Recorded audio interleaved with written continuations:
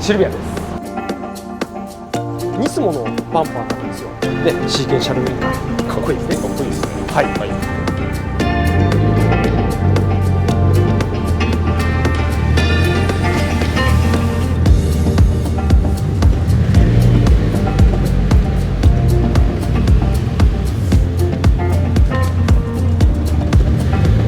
はい、じゃあよし君こんにちは。こんにちは。はい、2023年第2弾は S2000 に続きこちらのシルビアになります。はい、本当は通常ご紹介する時ってある程度下準備してから説明をするんですけれども、はい、実は最近ですね、車がありがたいことにたくさん売れてまして、はい、でもその一方で全然入ってこなくて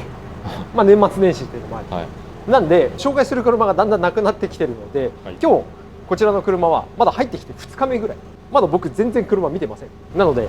ちょっとざっくり紹介で、なおかつ、多分ホームページアップされるのは変な話1ヶ月後とか1ヶ月かかんないかな、でもそれぐらいにはなっちゃうと思うので、はい、そこまでに欲しい人いれば、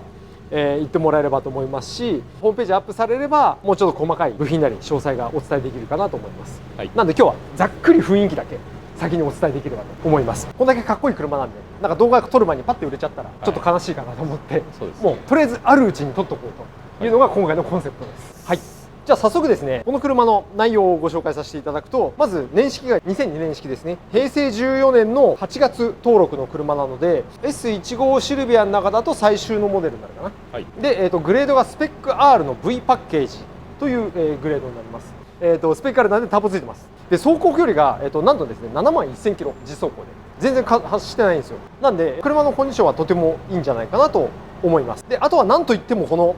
見た目、こういうさ、ドリフト系とかさ、はい、走り屋系とかなんかいろいろあるじゃん。はい、こういうのをスタンス系というらしいです。スタンス系。はい。いろんな見方はあると思うんですけども、はい、スタンス系って言ってこうちょっとハの字を切って後ろからこう見てもらうと分かるんだけれどもさ、僕はちょっとそのジャンルはあまり実は詳しくないんですけれども、ハの字を切ってとにかく下げてみたいなところがあります。そうですよね。はい。もちろん車検非対応でございます。はい。はい、でもかっこいいよね。かっこいいですね。うん、はい、めちゃめちゃかっこいい。しかもめちゃめちゃ低いという形です。はい、で、ただこの車ですね、見た目だけこう低くてハの字切ってかっこいいっていうだけじゃなくて、はい、結構ついてるパーツも実はレアで、はい、これニスモのバンパーなんですよ。ニスモエアロがついてるでしょ。はい、でリアもニスモエアロと、はい、結構珍しい。てかかなり珍しいという形です。で、あとは、ブレーキもね、これ Z33 なのかな、ちょっとちゃんと調べないと。34なのかな、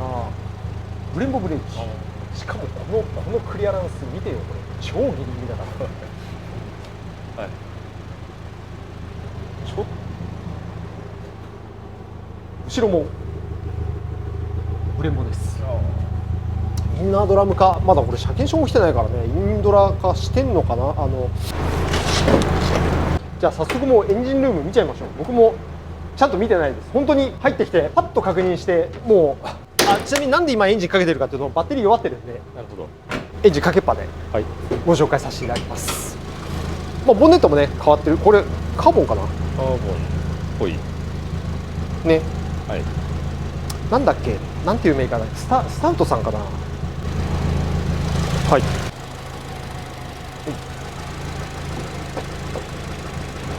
ちょっと汚れてますが、はい、入ってくるときは大体こんな感じです。はい、まだ中身ちょっと見てないんで、コイルとか変わってるかはちょっとわからないんですけれども、クスコタワーバーでしょ、はい、HKS のインタークーラーでしょ、入ってますよね。はい、タービンとかはノーマルだし、カバーついてるけど駅間にもノーマルかなだと思うな。ですね。シートも別に入ってないなという感じですね。あとはですね、シルビア走るのに、ドリフトをやる方なんかはよくご存知、これハーネスなんですよ。はい、本来ここ通ってないんですよ。はい、じゃあなんでここ通すかっていうと、本当はこのフェンダーカバーライナーの裏を通ってるんですけど、はい、ドリフトやる人とか走りやる人とか、もうこういうホイール剥がせる人もそうだと思うんですけど、このインナーカバー取っちゃうんですよね。はい、取っちゃうと何が起きるかっていうと、このハーネスがここにむき出しになるんですよ。でそれがぶっちぎれちゃってショートしちゃったりとか、はい、僕の友達この間それなってましたけどっていうのがあるので、まあ、ハーネスをこう上通すっていうのはこういう外して乗る人なんかはすごく大事ですね、はい、でもやるとしたらものすごい大変なので、はい、これもやってあるんでかなりポイント高いかなと僕は思ってます、はいはい、エンジンも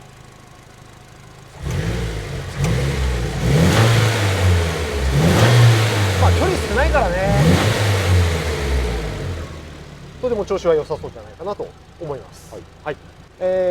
そう修復歴あります。右フロントパネ修理ドアサポート、でもこれまあちょっと出てるか、ストラップ錆び若干あるかな。まあでも綺麗だね、はい、まあフェンダーは変えてますよね。まあ修復歴講座で言うならばボルトのネジ、はい、まあこことあとこの裏もですけど、まあ舐めてれば大体交換してるって話なんですけど、まあフェンダー交換してる、はい、でラジエーターコアサポート交換してる、でフロントインサイドパネルだからここの部分ですね、この部分のパネル、まあ、このパネルもまあ修正、もしくは交換かなが入ってると、ストラットは大丈夫ですね。ここはまあ変わってないね。こっちはオリジナルですね。うん、綺麗だね、錆びなくてね。インパネもシールもまあオリジナルなんで、はい、まあどっちかっていうと右前か、右前の部分がね、はい、メンバーは大丈夫そうかな。クロスメンバー大丈夫ですね、はい、なんで、右前軽くっていう感じでいいんじゃないかなと思います、はい、まあもちろん試乗してこれは完全にダメだ、売り物にならないという形であればうちは一般のお客さんには売らないので、そこら辺はご安心いただければと思います。じゃあ試乗はしてないんですかっていう話なんですけど、実はこの車ですね、試乗をちょっとしたんですよ。ちょっと乗ったんですけど、はい、実はこの車今クラッチ滑ってます。さあ出だしでどんぐらい回るかなとかどうかなと思ってちょっと踏もうとすると回転数だけグワーッつってもうクラッチ滑ってるんですよ。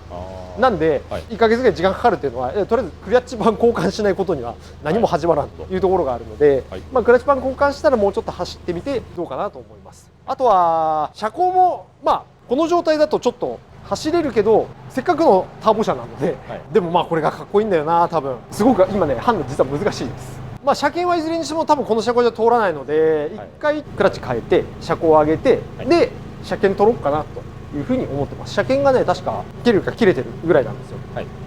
そうでよし、このねヘッドライトも変わってて、はい、でテールランプも変わってるんですよ。テールランプ、はい、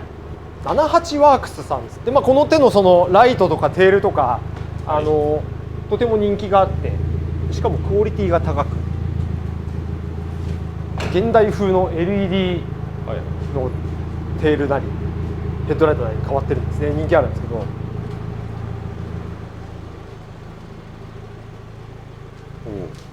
ね、シーケンシャルウインカーでかっこいいですね。かっこいいですね。はい、はい、という形でものにも、変わってます。はい、はい、であとは下回りいっちゃいますか。下回りはですね、はい、まあ、この車に関しては今、フロントパイプが HKS の、フロントパイプが入っていて、で触媒は純正、はい、でリアにも HKS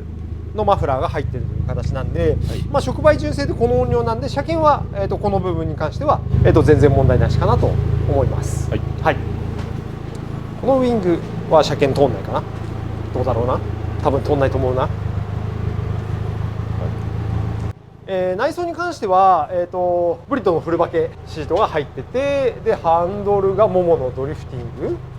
入ってて、クイックリリースもついているので、はい、まあこれですね、よいしょ、こうやって取り外しがちゃんとできるようになってますからね。はい、はい、っていう形です。あとターボタイマーが入ってるのと、サブコンっていって、まあ、コンピューターですね、はい、で F コン S セット HKS のついてますので、馬力も上げられてるでしょうという形です。なんで多分っていうと言い方変ですけど、そうだよな、まあ、何度も言うようにこの車高じゃなかなか走りきれないと思うんですよ。どのシーンで走るか、要はサーキットタイムを速く走るのか、まあ、峠を走ったりとかっていうのもありますし、まあ、一方で同じサーキットでもドリフトをやる人もいますし、まあ、どんな走り方かっていうのはありますけど、タイムを出すっていうとなかなかちょっと厳しい車高と厳しいキャンバーだと思うんですよ。わかりますよね。まあとはいえですよ、さっき言ったようにハーネス内側にもそうだしインタークーラー入っててブレーキまでここまでやってあるんで、はい、好みですけれどもホイールとキャンバー角ちゃんとやれば、まあ、普通にサーキットとか行けちゃう車、サブコンもついてるので、はい、馬力も当然上がってるでしょうから、はい、純正のスペック R で250馬力なんですけど、はい、まあそれ以上は全然あると思うんですよね、給排気。あでも吸気ノーマルだったな、エアクリ。まあ、ちょっと中のフィルターどうなってるかわかんないですけど、はい、っていうところなんですよ。だからまあもちろん見た目的にもうかっこいいので、でもちゃんと馬力も出るっていう形で、まあ、このまま乗るっていうのもタイヤのはみ出しとか一回置いといてありですし、はい、まあ好みですけど走りに行くんだったらキャンバー角戻したりとかして走りの方に振ってもいいと思いますし、はい、まあどっちでもいいんじゃないかな、はい、で距離も少ないしね、はい、っていう形です。で今のところ予定しているのは、まあ、クラッチは2層の380馬力までのか420馬力までのか入れようかなと思ってますけど、いずれにしても純正入れても、まあ、馬力が出て、ね、またアクセル踏んで滑っちゃったら意味がないので、まあ、そこら辺はちょっとねお金をかけて入れてあげてもいいのかなっていうふうには今思ってます。プライスとか、そこら辺に関してはまだこれから、あとここからいくらお金がかかるかうちで予算組んでからその後に撮影してその後にプライスを決定するので、はい、ちょっと値段はねこれからなんでまだ分かんないんですけど、はい、まあ一つ言えることは安くはなさそうな感じです。はい、この仕上がり、この内容、そしてこれからまだちょっと手がかかりそうっていうところがあるのでという感じでした。はい、はいはい、ブレーキどうなんだろうな、 Z33 のブレーキなのかな。じゃあ34のブレーキちょっと見てみましょうか。はい、34のブレーキですね。前ですね、フロントこれでね。はい、後ろがこれは34の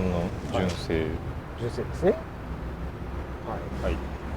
じゃあ戻ってみてみますか。34のブレーキだったら結構高いまあでもいつ入れてるかだけどね、今高くなっちゃったっていうのはあるからさ、はい、もう昔々に入れてれば、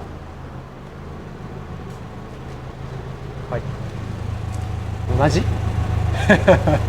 じ見える？に見えますけど。見えますか？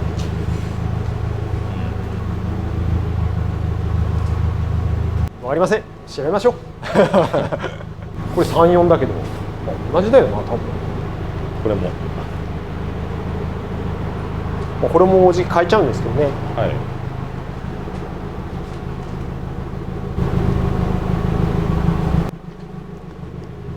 はい、という形で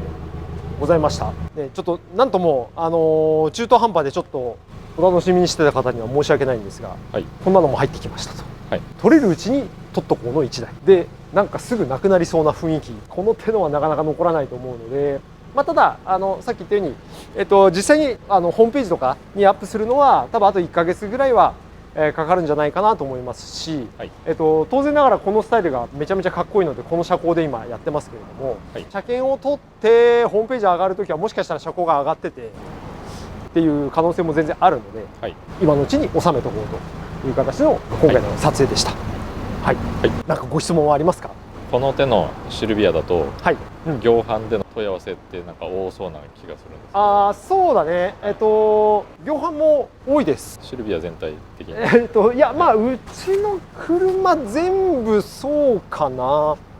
そう、結構いい質問で、はい、まあ本当だったらここのお店なりうちの事務所なりの近くのお客さんが買ってくれて、はいはい、まあうちでねチューニングとかちょっとやってはないので、はい、メンテナンスとか、まあ、車検とかでもそうですけど、はい、まあお付き合いがずっとできればいいと思うんですよ。はい、まあここ東京なんですけど、はい、でも仮に例えばじゃあ大阪のお客さんが買ったとして、はい、うちにその車検のために持ってこれるかっていうとちょっと非現実的じゃないですか。それこそ九州北海道とかだったらなおさらだと思うんですけど、はい、そうするとやっぱりお抱えのショップで買いたいっていうのがあると思うんですよ。はい、いつも馴染みのショップであったりとかいつも馴染みのある程度整備できる修理工場のところで買いたいとかっていうのがあると思うんですよ。はい、まあそういう人たちにそういうところに、この車探してくれませんか、まあ、シルビア欲しいんですけど探してくれませんかって言ってもやっぱり販売がメインじゃないんで、はい、なかなか探せないんですよね。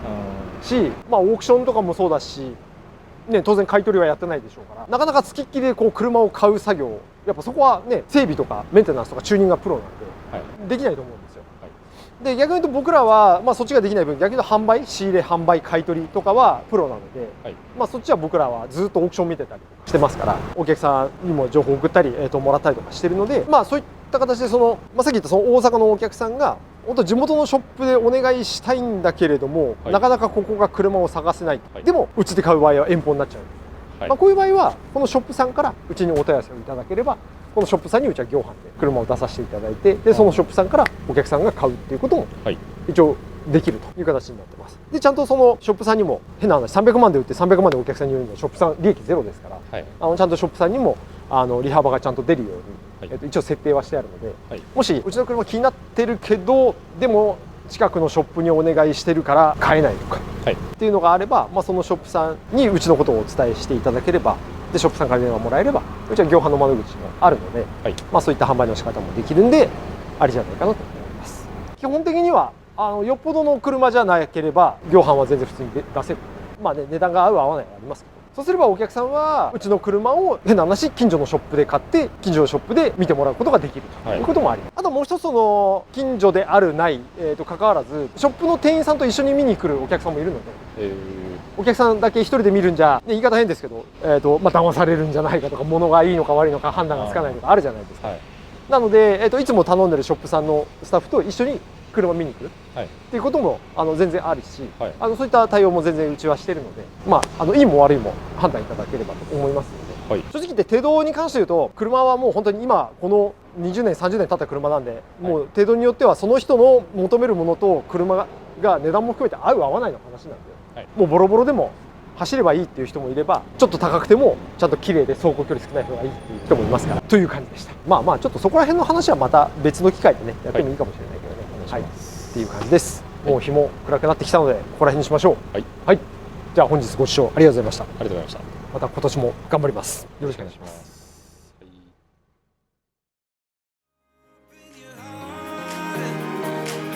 Spend less time in your head.